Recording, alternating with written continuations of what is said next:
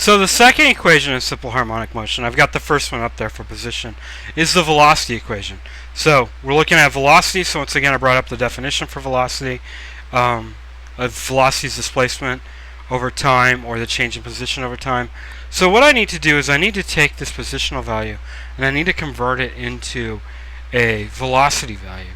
Now there is a relationship between position and velocity. I mean, the definition of velocity has the word position in it. In order to do that, I need to use a little bit of calculus.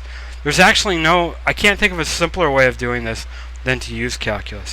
When we talked about the original kinematic equations, the linear ones, it's not really linear, but we'll go with it. Those equations, excuse me,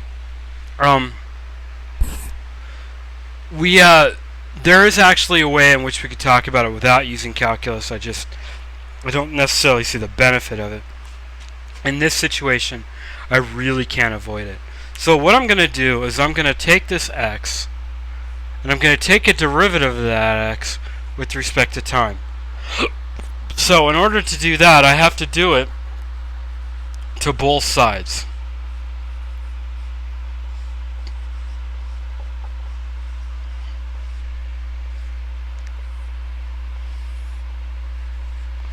Okay.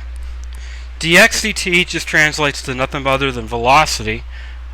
But what ends up happening here is that x max moves straight out front.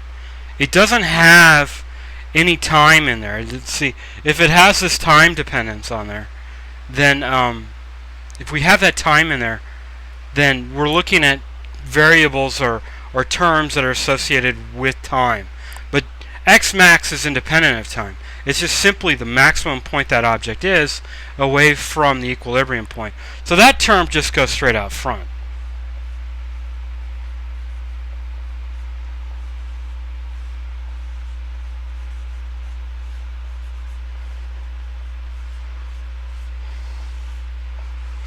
Then I have to take a derivative on the other side. So I take a derivative of sine omega t d phi. Well, the d phi isn't going to do anything for us. We're just going to bring that out in a sense. We're going to leave it alone for the most part. But sine omega t does have that time in there. So I'm going to have to take the derivative of that. When I take the derivative of that, I'm going to move the term that's in front of the t, or not the term, the variable that's in front of the t, and bring it out front. And then I'm going to take sine omega t, the derivative of that. Okay? What that turns out to be is v is equal to x max. I'm bringing that omega out front, and then the derivative of sine is going to be cosine.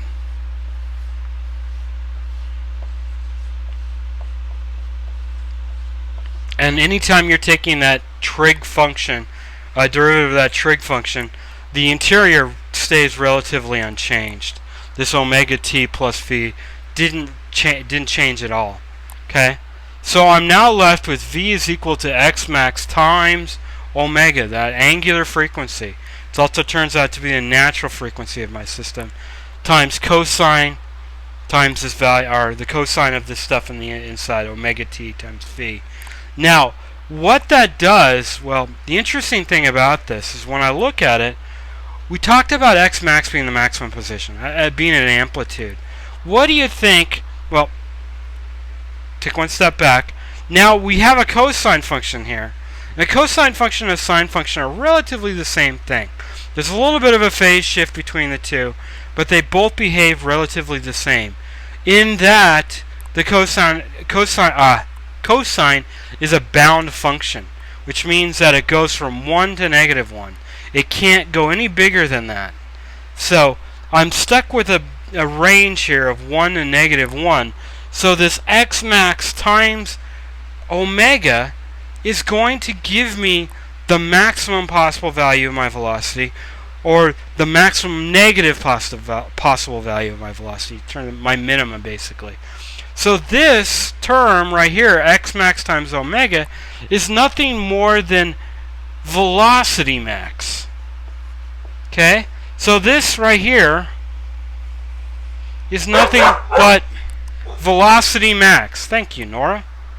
A little bit of commentary from my dog. She's probably going to bark again. But that term, the important part right there, is that that's velocity max. Okay?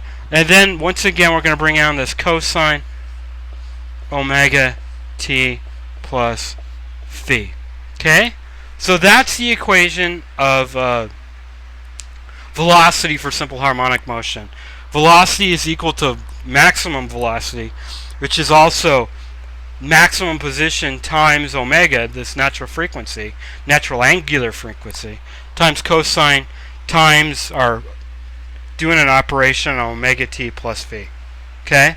And we've already talked about omega being natural frequency in the position one. We talked about t being time and talking about phi being the phase shift. The next video I'm going to draw the position graph and I'm going to draw the velocity graph. We're going to talk about how that's kind of related, what's going on in that case. Okay? So that's next time.